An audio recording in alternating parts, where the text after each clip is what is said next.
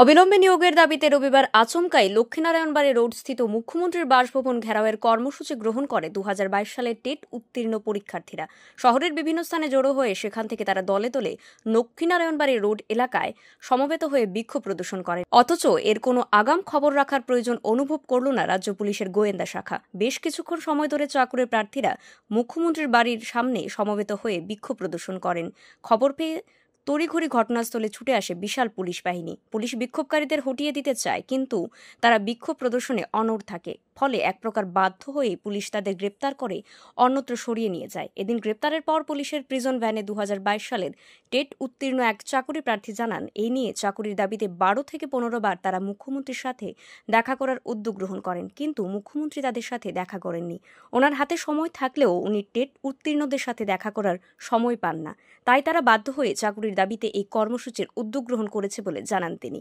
2022 সালের TET qualified candidate 2022 December মাসে আমাদের পরীক্ষা হয়েছিল, কিন্তু আজ 2024 সালের ডিসেম্বর মাস আসতে চলেছে। প্রায় 2 বছর হয়ে গেছে, কিন্তু আমাদের শিক্ষক স্বল্পতা থাকা সত্ত্বেও স্কুলগুলিতে আমাদের এখনও নিয়োগ করা হচ্ছে না। এই বিদ্যালয় ত্রিপুরা রাজ্যে বিদ্যালয়গুলিতে প্রচুর পরিমাণে শিক্ষক স্বল্পতা রয়েছে, তা সত্ত্বেও আমাদেরকে এখনও নিয়োগ করেছে না। আমরা একবার দপ্তরে যাচ্ছি, একবার মুখ্যমন্ত্রীর বাসভবনে আসছি, আমাদেরকে শুধুমাত্র এদিক থেকে ওদিক সব কিছু খালি আমাদেরকে বোঝানো হচ্ছে যে এটা সম্ভব না, ওইটা সম্ভব না। কিন্তু এখন পর্যন্ত কোনো ধরনের আইনি জটিলতা নেই।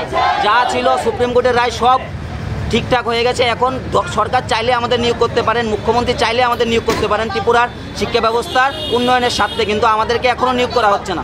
কেন নিয়োগ করা হচ্ছে না এ নিয়ে আমরা কিছু বলতে পারছি না। এটা একমাত্র আমাদের মাননীয় মুখ্যমন্ত্রী স্যারই বলতে পারবেন। মুখ্যমন্ত্রীর সাথে কি দেখা করেছেন? আমরা অ্যাপয়েন্টমেন্ট দিয়েছি 12 থেকে 15 বার। স্যার আমাদের সাথে দেখাও করছেন না, আমাদের সম্পর্কে কিছু বলছেনও না।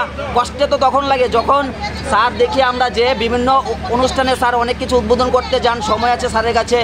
তারপর ত্রিপুরা যে ইউটিউব কন্টেন্ট ক্রিয়েটর আছে ওনাদের সাথে দেখা করতে যান, সময় আছে। আমাদের সাথে দেখা করার ক্ষেত্রে স্যারের সময় নেই। আমরা বুঝতে পারছি না কেন এরকম করছে স্যার আমাদের। উল্লেখ্য, 2022 সালের ডিসেম্বর মাসে টেট পরীক্ষা অনুষ্ঠিত হয়। পরীক্ষায় পরীক্ষার্থীর সংখ্যা ছিল প্রায় 40,000।